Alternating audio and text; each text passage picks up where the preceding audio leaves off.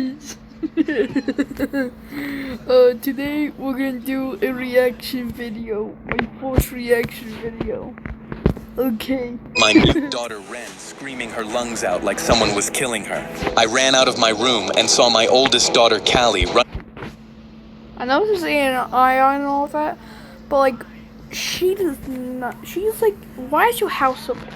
Why is your house so big, first of all? You look like you're a toddler in your own house. Down the hallway looking just as terrified as me. When I opened Ren's room, she was sitting up in bed. I'm gonna make a prediction real quick. The navel is a pervert. Pale-faced with tears streaming down her cheeks and her whole body trembling. We rushed to her and I pulled her into my chest while Callie rubbed her back.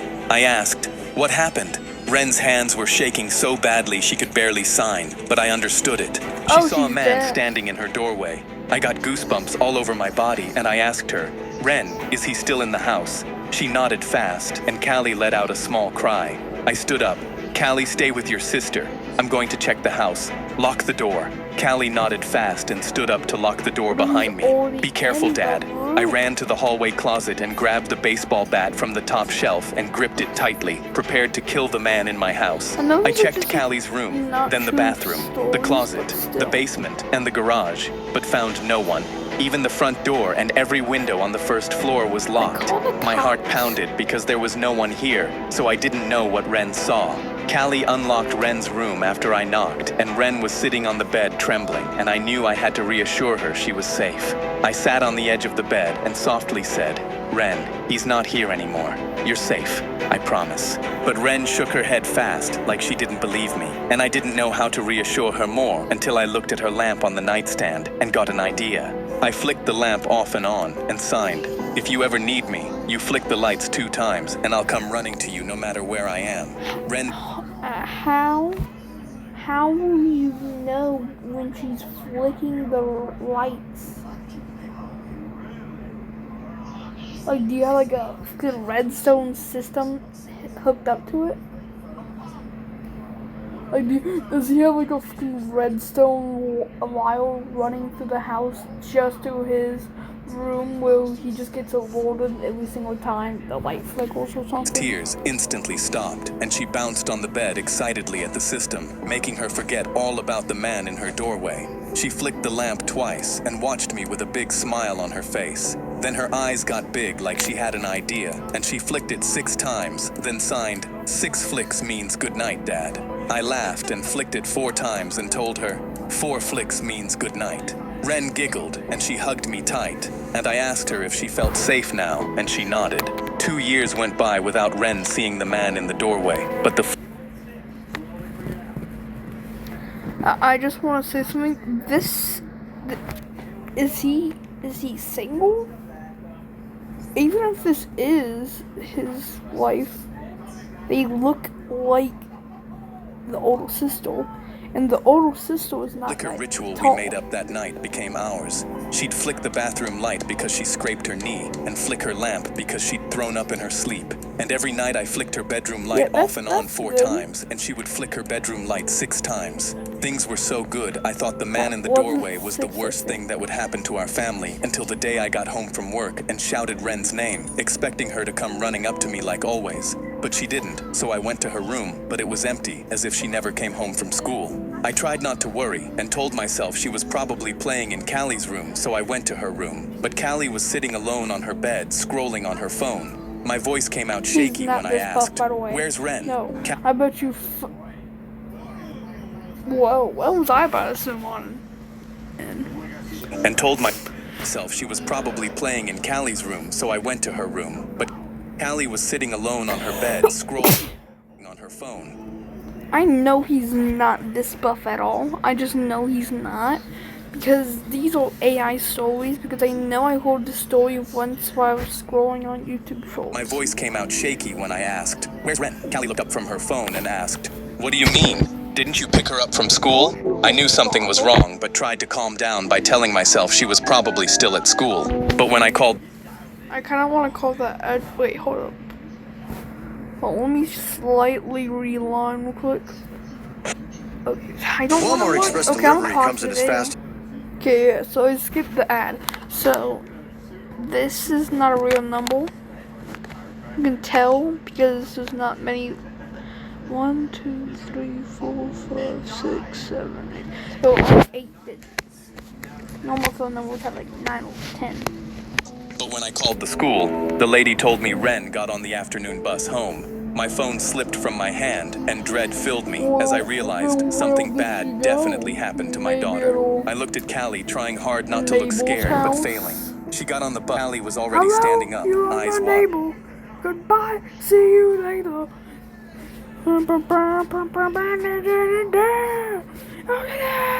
Angstrom!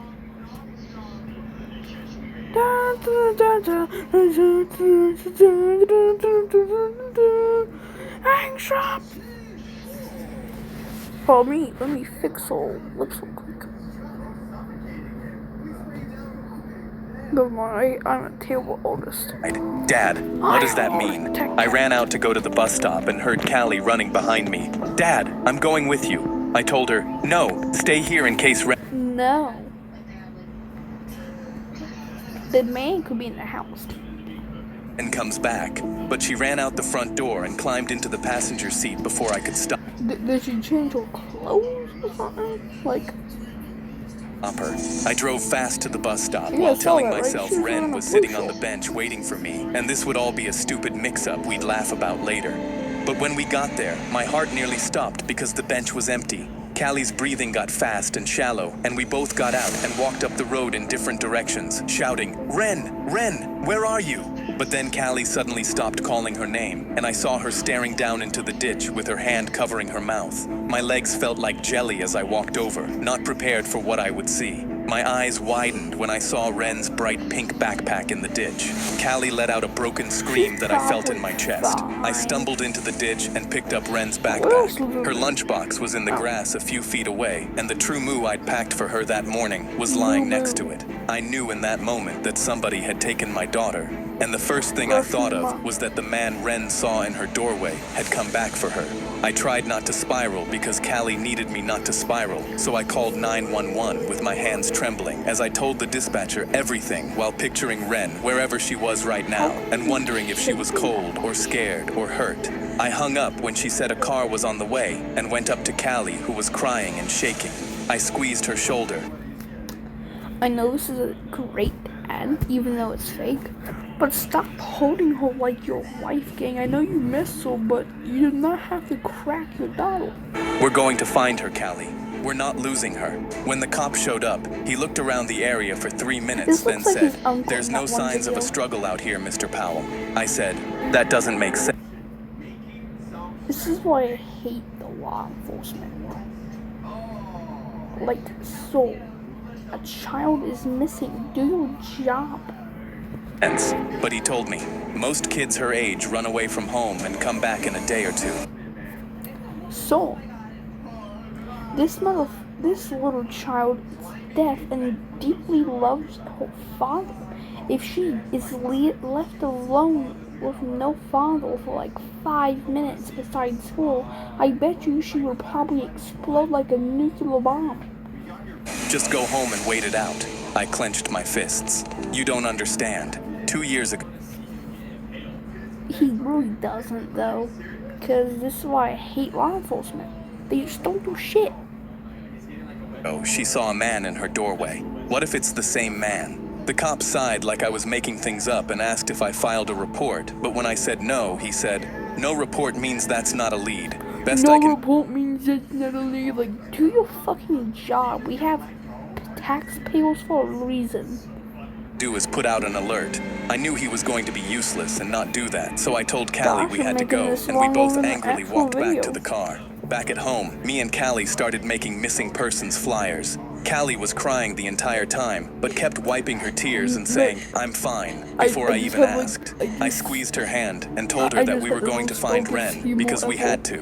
When midnight came, I told Callie to go to bed, because we were going to hand out the flyers at 8 a.m. She nodded and went to her room while I went to Ren's. I flicked the bedroom light off and on 4 times to tell her goodnight, and stood there waiting for her lamp to flick back 6 times, even though I knew. What is You this, can put Stranger God's Things? word on your lock screen, and it changes every day. And it's really cool because you don't even have to open Her goodnight, and stood there waiting for her lamp to flick back 6 times, even though I knew nothing was coming. The next morning, Callie and I were out the house putting up flyers on every telephone pole when our neighbor Mr. Reeve came up to us. We never This really man looks like spoke, a so it pedophile. surprised me when he told me, "Silas, I heard what happened to poor Ren. I'm not letting you do this by yourselves. Tell me what you need." I stood there amazed, because he was offering more help than the cop had. I handed him half the stack of flyers, and he looked at Callie, and his voice cracked when he said, "Callie, sweetheart, we're going to find Ren." Callie just nodded, and then Mr. Reeve walked off in the opposite direction, and I felt more hopeful than I had all night. We worked until we ran out of flyers, and Mr. Reeve told us, It's "I always got the every old porch man. and every telephone pole between here and the school." Is that Palm Beach Pete? I also told the guy at the gas station to look at his cameras for yesterday afternoon.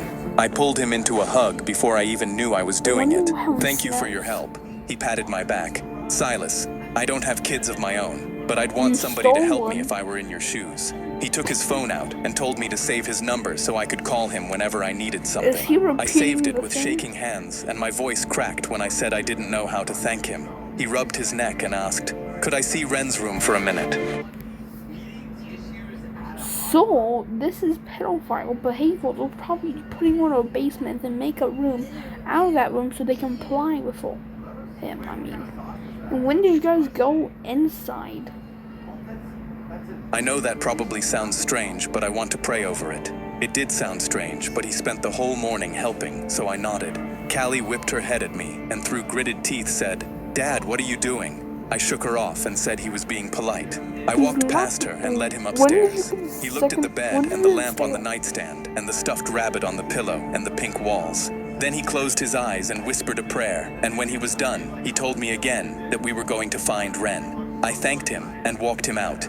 Callie was in the living room now with her arms my crossed tight and face goodness, I pale. forgot I had Dad, that intro. was so creepy. I couldn't believe what she was saying. Cal, he was just praying. He was She scrunched not. up her He was face. praying to I don't crack care. the I don't want him in our house again.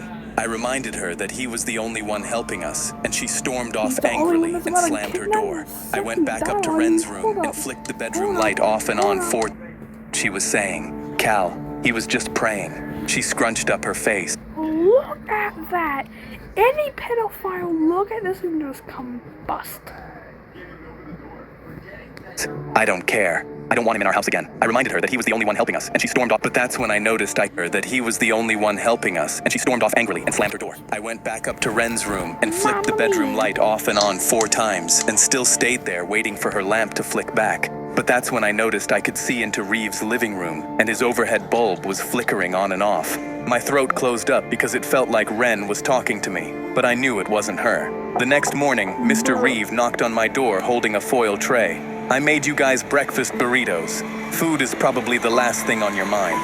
I let him in, and He puts something in those so the father passes out. He kills the father, and then he kidnaps the other kid. he set the tray on the counter, and that's when Callie came down the stairs. She froze when she saw him, but Mr. Reeve happily handed her a plate with a burrito. You don't hand people plates. You do it they can do it themselves. Like, why do you prepare it so fastly? Why you should just run. She took it without a word and sat at the kitchen table but didn't touch the food. Reeve sat across from me, and his eyes were as tired as mine. "Silas, there's something I have to tell you." I gestured for him to continue. "Do you know the man that lives in the brown house with the chain link fence?" When I nodded, Reeve said, "I don't want to point fingers, Silas, but he has a history with kids. He could be a suspect."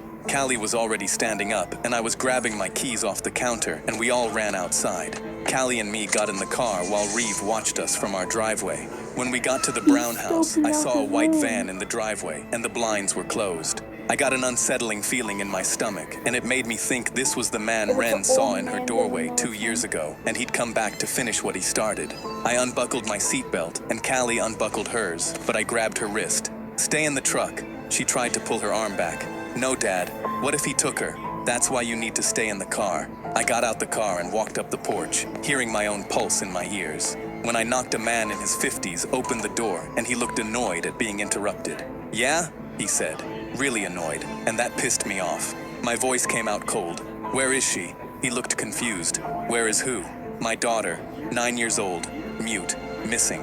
I know you took her." He stood up straight, Oh, I thought she was menacingly dead. towering over me. "I don't have your daughter. Now get off my property." But I wasn't I see a intimidated and pink looked past him backpack. into his house. And that's when I saw a bright pink backpack that looked just like Ren's. My vision blurred, and I grabbed him by the shirt and slammed him into the doorframe. "Where is she?" he struggled out. "I don't know." I didn't believe him and punched him in the face, and he dropped to the floor, but I continued hitting him. My knuckles were splitting open on his face, but I didn't care. "Where is she? Where is my daughter?" That's when I heard sirens. Yeah, I mean, that's kind of a little bizarre because, I mean, in this situation, he kind of looks confused and he's like, "Man, I don't know what the fuck you're talking about." And a cop quickly pulled me off him and slammed me against the porch railing. "Sir, you need to calm down." Please tell me I made it. Oh, what is that? He pulled me off him and slammed me against the porch railing. "Sir, you need to calm down right now," I screamed. "He has my daughter." Hold up.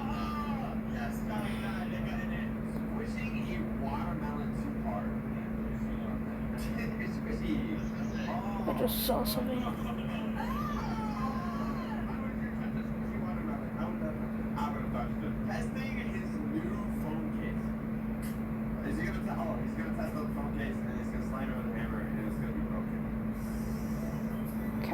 Check the house. I saw her backpack on his counter.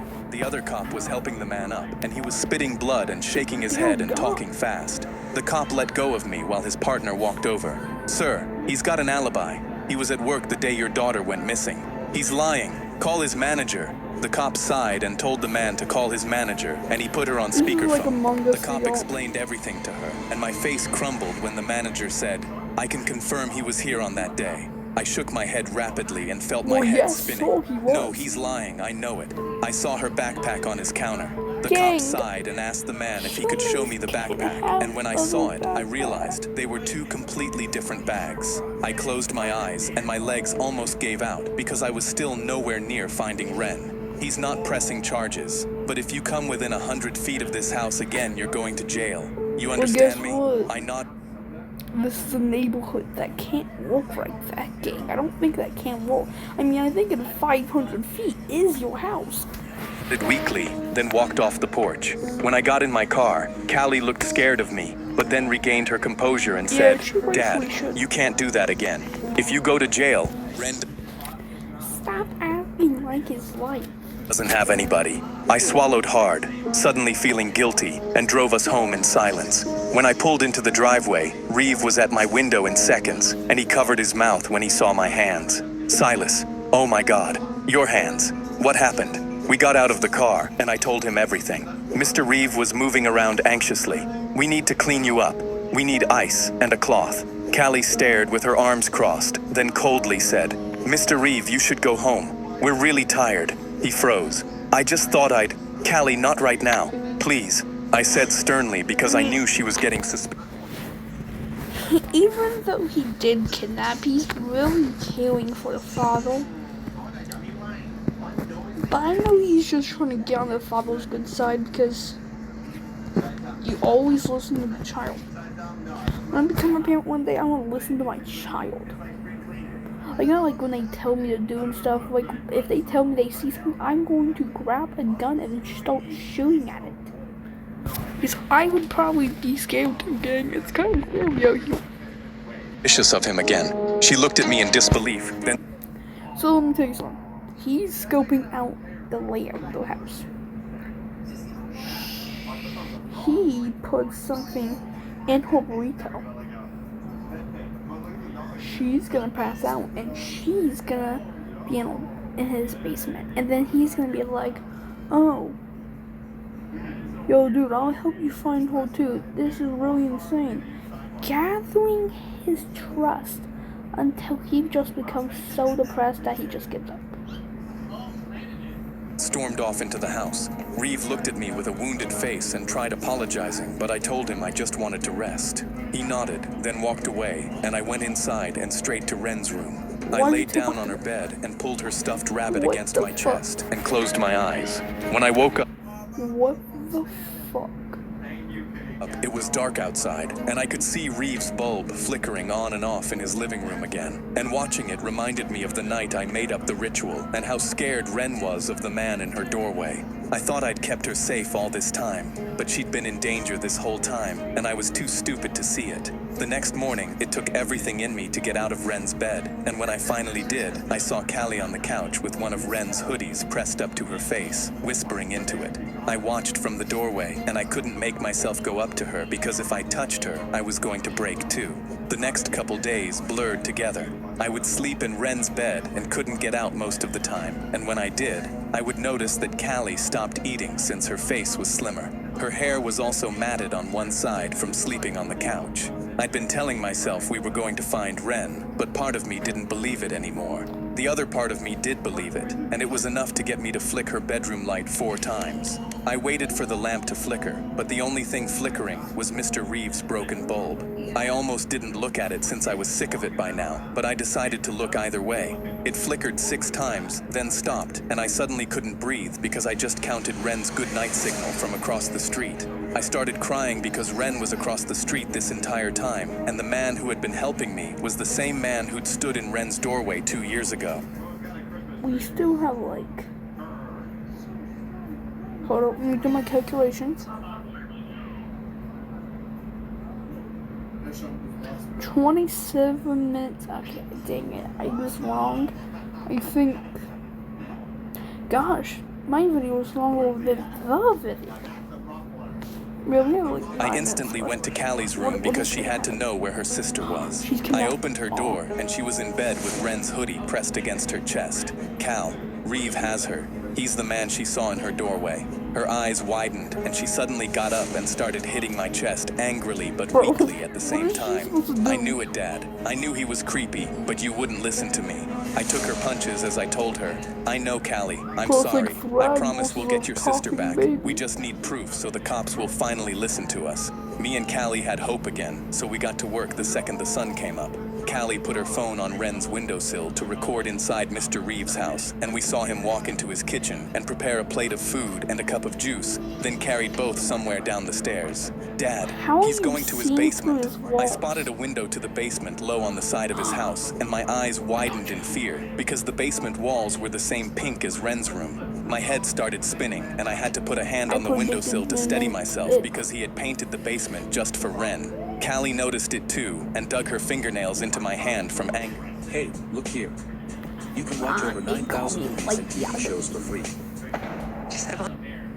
And dug her fingernails into my hand from anger. After 30 minutes, Reeve came back upstairs with empty dishes, then grabbed his keys and walked out of his house and got in his car. I stood up. Callie, stay here and keep recording. Call me if anything moves. I'm going to see where he's going. She nodded fast, and I ran out of Ren's room, grabbing my car keys from the counter and a baseball cap.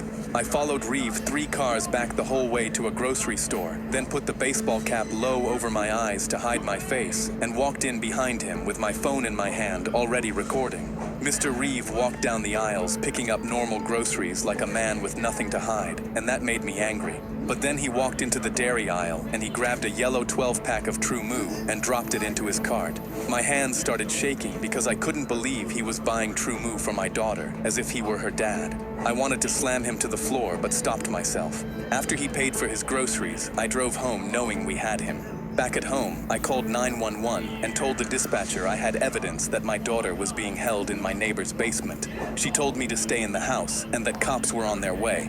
Callie and I held our breaths until we heard the police knocking on our door. After I let them in, they took our statements and our phones for evidence and said a warrant would be ready tomorrow.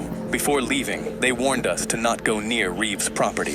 Callie and me felt so much relief at finally being believed, and soon we were all going to be reunited. But for now, we sat on the couch watching Reeve's house through the front window. Every hour that passed felt like another hour Ren was alone down there. Then the living room bulb started flickering. 1, 2, 3, 4, 5, 6. Callie covered her mouth and started sobbing since it was her first time seeing it. Seeing both my daughters hurting made me stand up ready to march to Reeves' house and bring my daughter home. But Callie grabbed my arms and pleaded, "Dad, you can't. If you go over there now, you'll go to jail and not him." She was right, so I took deep breaths to calm myself and then sat back down. The next morning, the cops, a detective, Callie, and me were all at Reeves' front door, and when the detective knocked, Reeve opened the door looking confused. The detective held up the warrant. "Mr. Reeve, we have a warrant to search your home. Step aside, please." Reeve turned to me with a hurt look on his face. "Silas, you think Wren's here, but I've been helping you find her and praying for her." I cut him off, sick of his lies. "Save it. I know it was you in her doorway." He looked confused. "Silas? What doorway?" But he regained his composure and stepped aside. "Look anywhere you want, but she's not here." Callie coldly said, "We'll see about that, you creep."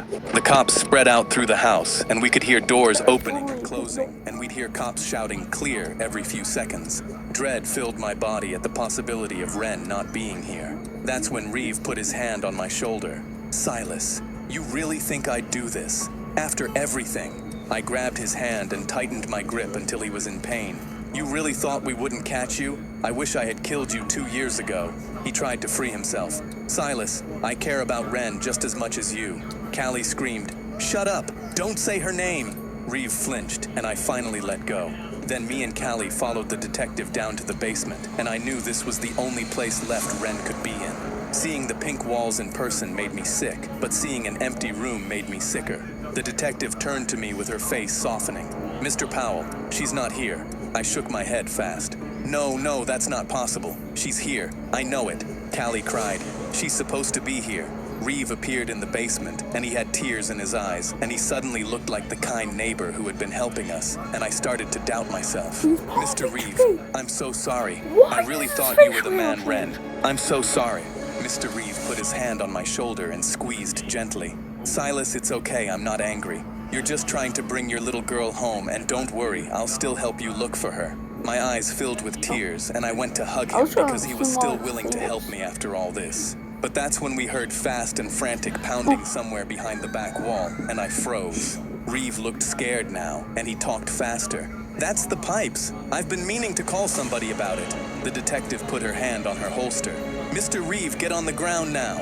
But he bolted for the stairs while the detective yelled for someone upstairs to stop him. Callie gripped my shirt in fear, and my whole body locked up because we both thought he was going to make it out. But Reeve was tackled to the floor the second he got upstairs. He screamed, "No, wait! You got it all wrong!" The cop put his hands behind his back and cuffed him while Reeve thrashed, but me and Callie relaxed a bit. Then the pounding behind the back wall got louder, so the detective slammed her boot against the drywall. It caved in a little, so me and Callie started pulling at the edges while the detective kicked it one more time, and then the fake wall came down. My eyes widened, and Callie let out a cry because Wren was standing on the other side. Her hair was matted and tangled, and her fists were raw and bleeding, and her eyes were red from crying. I ran to her, and she collapsed in my arms, and my legs gave out right there. Callie dropped down and wrapped her arms around Wren and pressed her face into her hair, sobbing, "You're here, you're here." Wren grabbed 2 fistfuls of my shirt, and she was shaking so hard her teeth were chattering. I whispered, "Let's get you out of here." I carried Wren up the stairs while Callie followed behind me. When we got upstairs, Reeve was being walked to the front door, and he looked angry now. That's not the the wounded front friend door. act was gone. When he saw me holding my daughter, he smiled creepily. Her scream that night was the prettiest sound I ever heard. I almost put Wren down to go beat him up, but I held on to her tighter because she was finally back in my arms, and nothing was worth letting go. So Callie stepped in front of me. "I hope you rot in jail, you creep." Reeve scoffed, and the cops shoved him out the front door. Then I took Wren to the hospital where the nurses cleaned the dried blood off her hands and wrapped fresh bandages on her knuckles. I wondered what she went through in Reeve's house, but shook the thoughts away because they scared me more than anything. After the nurses left, Wren grabbed a notepad and pen off the bedside table and wrote slowly and turned it around for us to see. "Did you see me flashing?" My eyes filled with tears, and my voice cracked when I told her, "Yes, baby, I was flashing too." She started crying for the first time since we'd pulled her out of that wall, so Callie and me climbed onto the bed and hugged her. I held them both as tight as I could, and thanked the heavens I'd looked at that bulb one more time. Okay guys, this is my first reaction video. Let me check my videos real quick.